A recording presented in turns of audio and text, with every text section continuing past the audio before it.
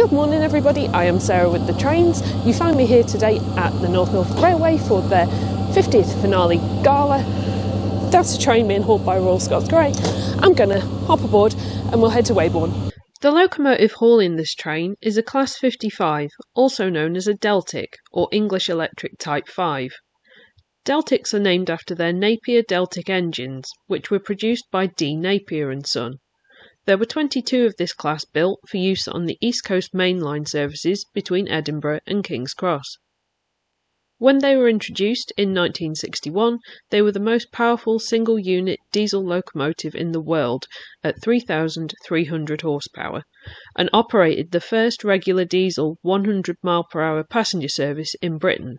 Unfortunately, their career was relatively short, and by the late 1970s they were being replaced by the Intercity 125 HSTs. The Deltics were a fairly small, non-standard fleet with high running costs and were withdrawn in the early 1980s, having been relegated to use on secondary routes such as King's Cross to York and Edinburgh to Hull. Royal Scots Grey was built in February 1961 at English Electric's Vulcan Foundry at Newton-le-Willows, numbered D9000, becoming 55022 under TOPS classification.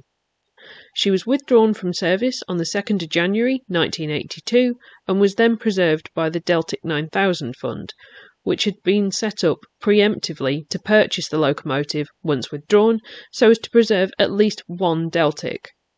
The purchase was completed in 1983 and Royal Scots Grey moved to the Nene Valley Railway. D9016 Gordon Highlander had also been purchased with the intention of using its parts as spares to be used on Royal Scots Grey, but ultimately it was also preserved.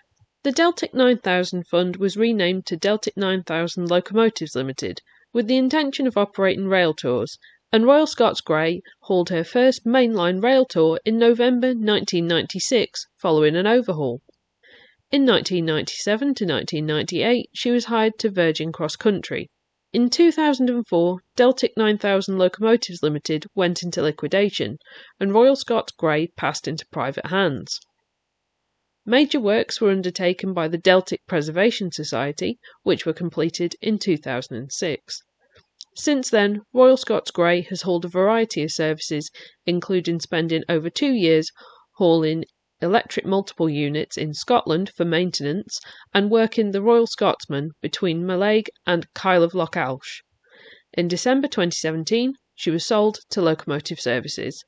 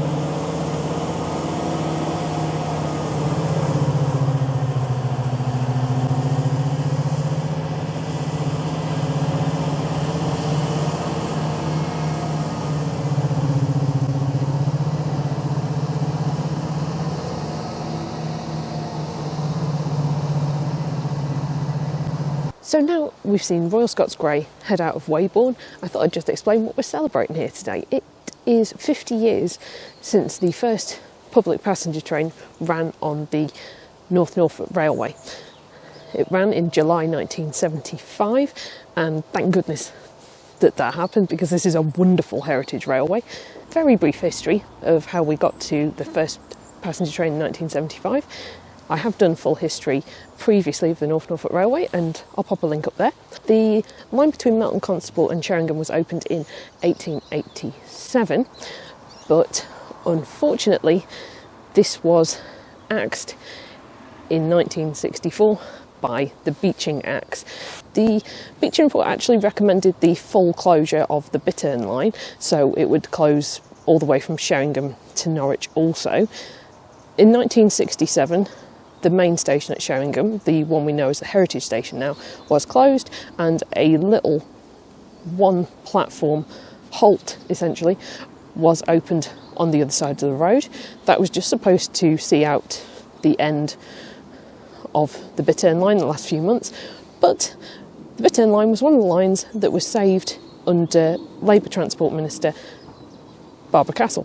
So that single wooden platform that has since had to be extended has remained in service ever since, and we still got that lovely line up to Sheringham. After Sheringham Station closed to British Rail, it was acquired by the North Norfolk Railway, and the North Norfolk Railway was able to buy the track between Sheringham and Weybourne. They would later extend to High Kelling. Obviously, there was a lot of work that went into getting the North Norfolk Railway up and running, because tracks through Weybourne had already been lifted, so things had to be put back in place. Today, we're celebrating 50 years of the trains running on the North Norfolk Railway, and there's two very special locomotives here today. One we just filmed going out of Weybourne is Royal Scots Grey. That's a Class 55, aka Deltic, and we also have 70000 Britannia, which is a Britannia Class steam locomotive. There's also a few old friends of the North Norfolk Railway that are going to be running on the line today, and we'll look out for them as well. Next into Weybourne is a locomotive we've met before, albeit under a different number. The Somerset and Dorset Joint Railway Class 7F. This locomotive was built by Robert Stevenson & Co. in Darlington in 1925, originally numbered number 89, to later be known as 53809 under British Rail. The locomotive was withdrawn from service under British Rail in 1964 and sent to Barry Island Scrapyard in South Wales. She went into preservation in 1975 and is now operated by the 13809 Preservation Society Limited. In February 2025, the locomotive, then numbered 53809, celebrated her centenary and underwent a partial repaint into London Midland and Scottish Railway unlined black livery and has been given the LMS number 13809.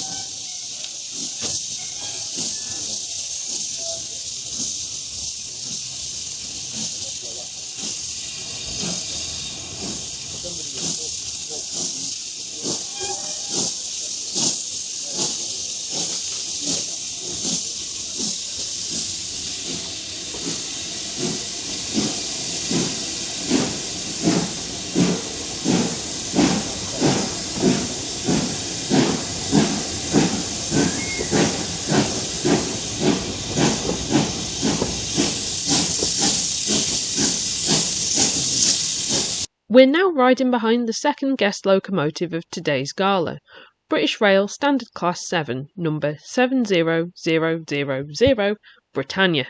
The Britannia Class were designed by Robert Riddles for British Railways to be used as a mixed traffic locomotive. Britannia was constructed in January 1951 and was the first of her class. She was named in a ceremony at London Marylebone Station in 1951 by then Transport Minister Alfred Barnes. Interestingly, the British Railways Naming Committee didn't want this locomotive to be called Britannia, as they already had an ex-LMS Jubilee class, number 45700, with the same name.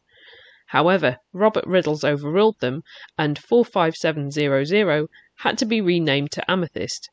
Britannia, this one that is, not the one later named Amethyst, was based at Stratford to work express services to Norwich and Great Yarmouth, as well as the Hook Continental to Harwich, so named because passengers would travel from the port at Harwich over to the Hook of Holland.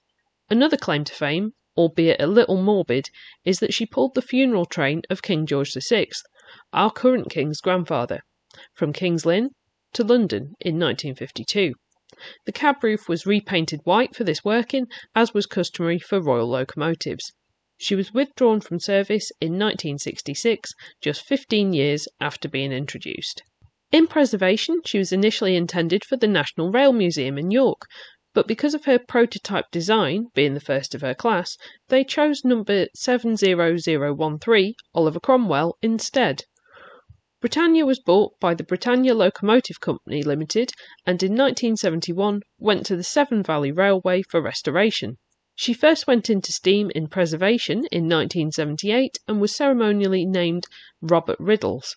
Unfortunately, she was little used at the SVR as her axle weight was too heavy for the railway line.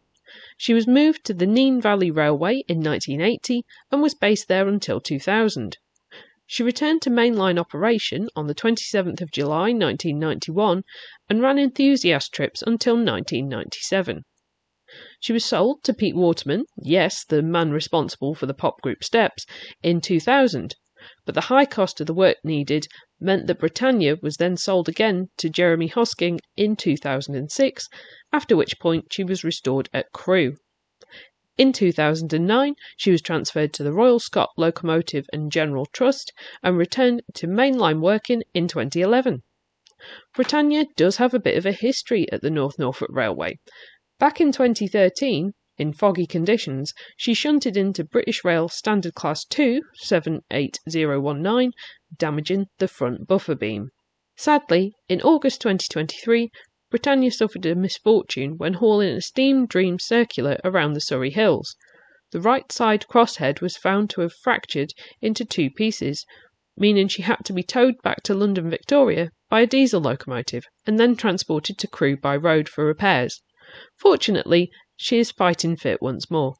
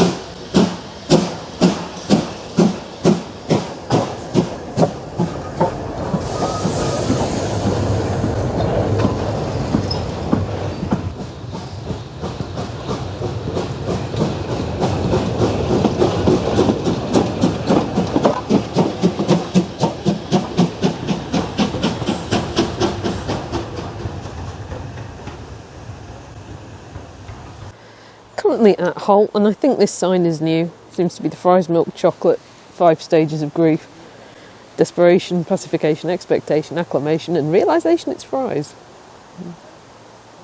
The little kid's facial expression still isn't selling me on it though. So now at Hull, we've just seen the train being hauled by the 7F go out. We've seen Britannia run around. We've seen that lovely advertisement for fries chocolate. Got about 20 minutes until Britannia goes back in the direction of Weybourne. So I think it's time for a cup of tea. Okay, slight change of plan. We're going to go and get some shots in the loco and get a hot drink at Weybourne instead.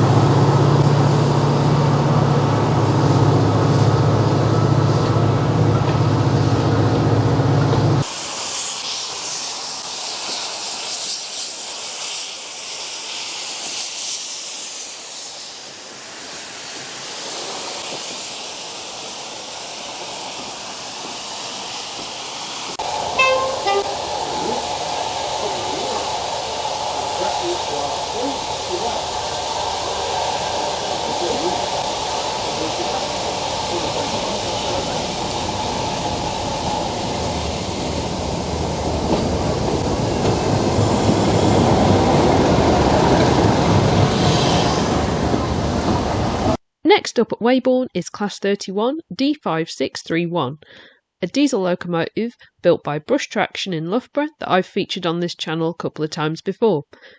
D5631 entered service in 1960 to be withdrawn from service 41 years later. It was purchased by the Midland and Great Northern Society on the 29th of January 2003.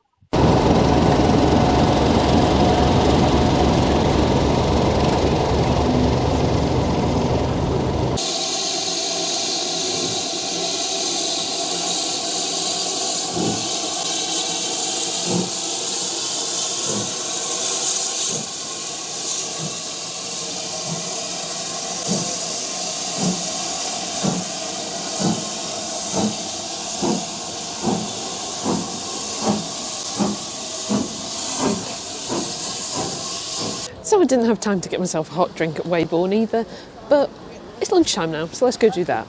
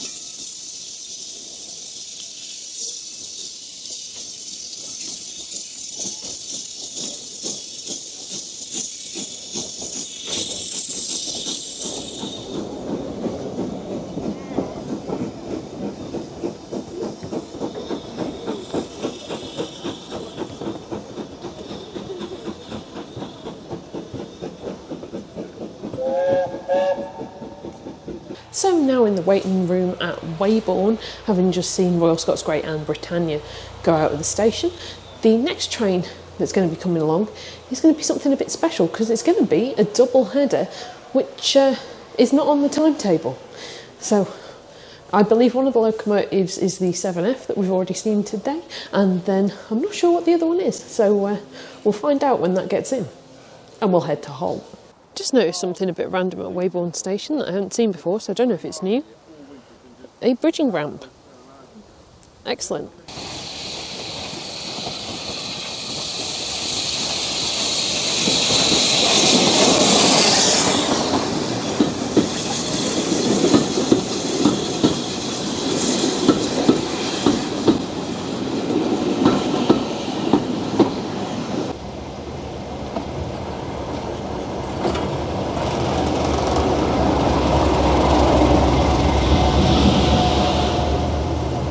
So this is not a double header, it was just a Hunslet.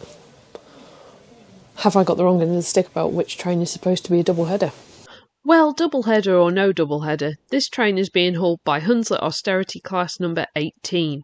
This little locomotive was built at Hunslet Engine Company in Leeds in 1954 and was originally numbered 3809, but would become NCB East Fife Area number 18, working at Wellesley Colliery and Washery near Methil in Scotland.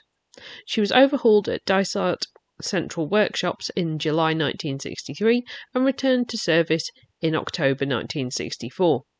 She was transferred to Michael Colliery at East Weems in October 1966 and from March 1967 became Scottish North Area number 18. Michael Colliery was abandoned in September 1967 after an underground fire, and number 18 returned to Wellesley Colliery, working there until the colliery closed in 1970. In June 1972, after laying out of use for 2 years, she was declared surplus to requirements and sold for scrap. After being preserved, she worked on the North Norfolk Railway from 1988 to 2006.